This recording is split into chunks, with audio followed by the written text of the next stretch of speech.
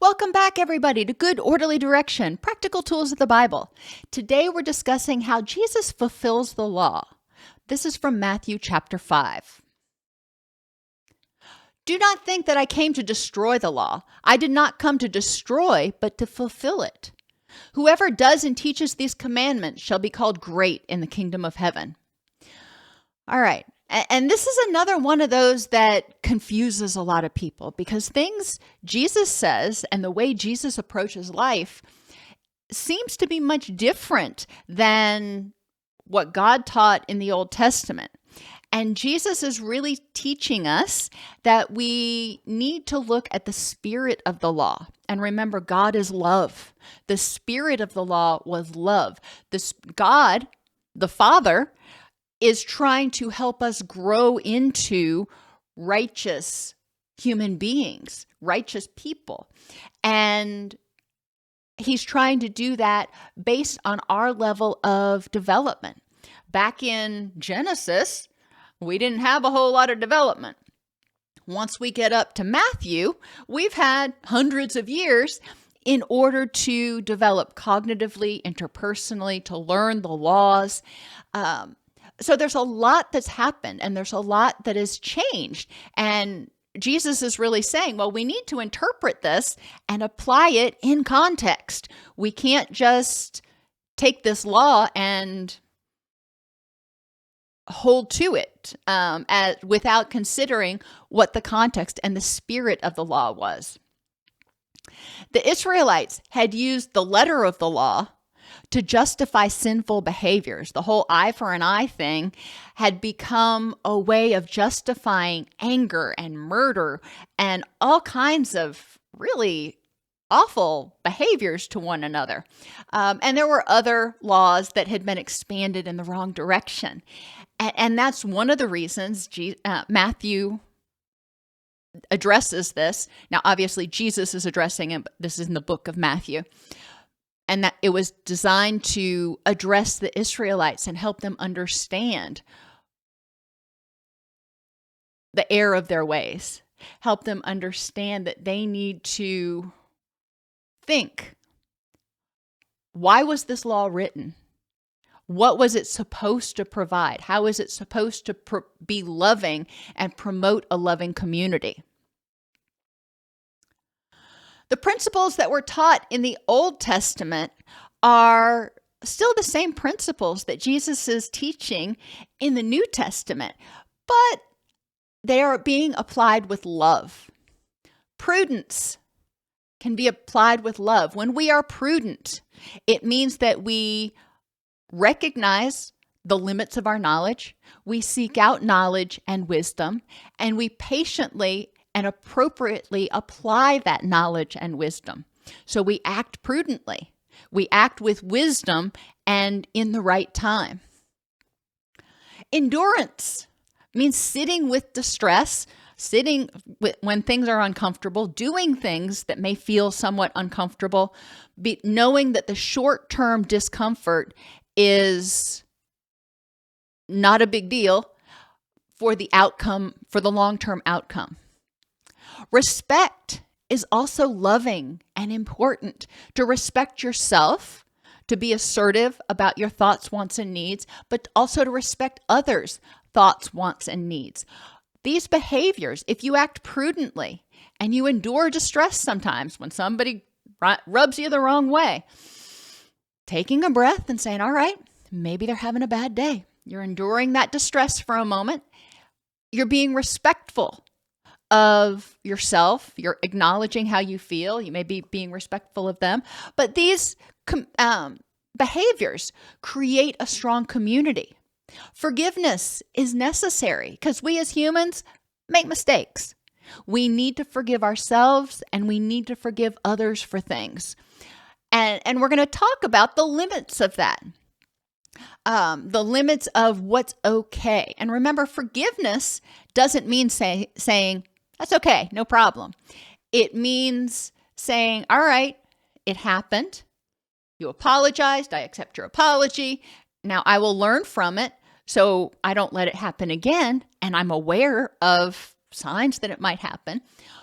but I'm not going to continue to invest energy in holding on to anger, because all that does is drain my energy, or as it says in Proverbs, rot my bones.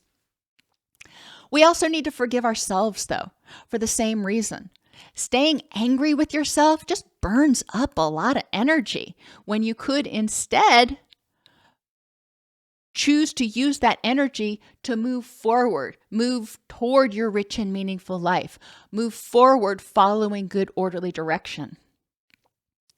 Earnestness can be applied with love. God said back in the Old Testament, this is what you must do. If you do it, things are going to go well for you. If you don't do it, there's going to be consequences. And that's what he was teaching back then.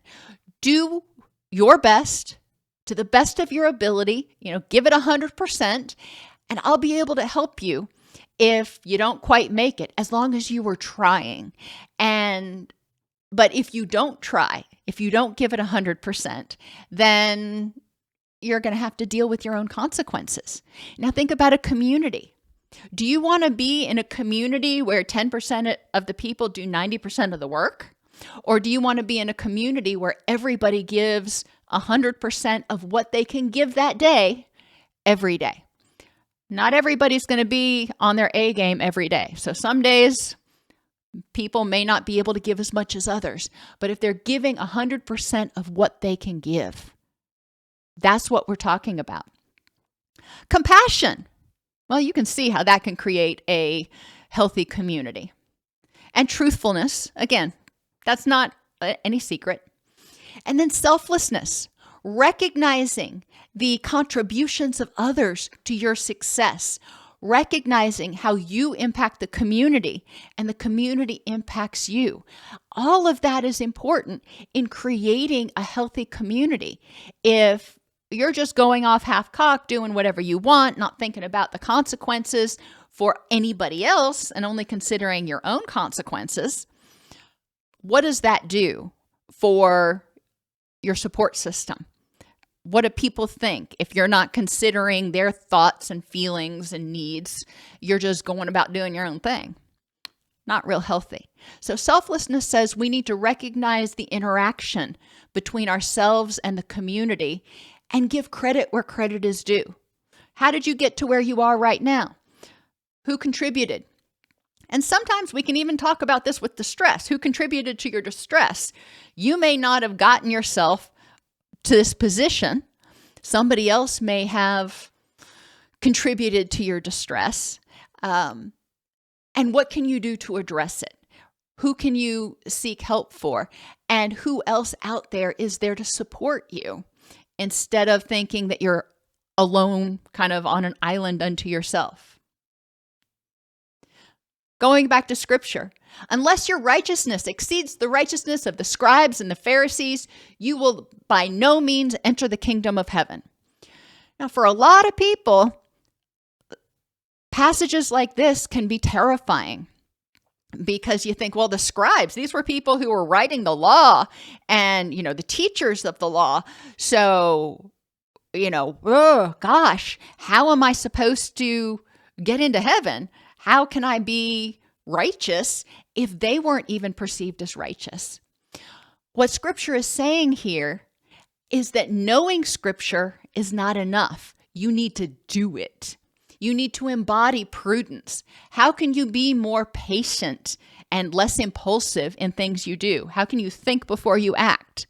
How can you get knowledge so you're fully educated and can make the wisest decision? How can you endure distress? How can you show more respect for yourself and for others in your community? How can you forgive yourself and others? How can you show earnestness in everything that you do? How can you show compassion for yourself and others? How can you be more truthful with yourself about your thoughts, wants, and needs, and with others about your thoughts, wants, and needs? Imagine that.